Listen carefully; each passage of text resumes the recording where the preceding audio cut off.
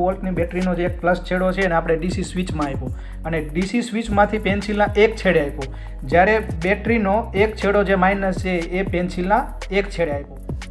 હવે હું લઉં છું એલઈડી બલ્બ. તમે જોઈ શકો છો કે એલઈડી છે એમાં બે ટર્મિનલ છે, એક મોટું છે અને એક નાનું.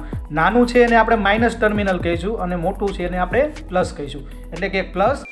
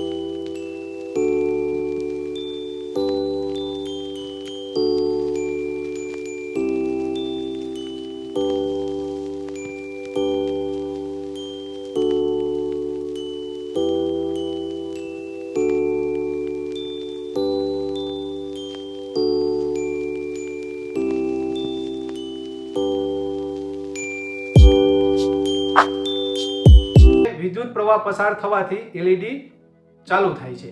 એટલે કે પેન્સિલની અણી એ ગ્રેફાઇટની બનેલી છે, એટલા માટે પેન્સિલની અણી એ વિદ્યુતનું સુવાહક છે. વિદ્યુતનું સુવાહક છે એટલા માટે એમાંથી વિદ્યુત પ્રવાહ સરળતાથી પસાર થઈ શકે છે. તો તમે જોઈ શકો છો જ્યારે હું સ્વિચ ઓન કરું છું ત્યારે એલઈડી ચાલુ થાય છે. જો તમને વિડીયો સારો લાગ્યો હોય તો કમેન્ટ કરો, તમે તમારા મિત્રો અને પરિવારને આ વિડીયો શેર કરો.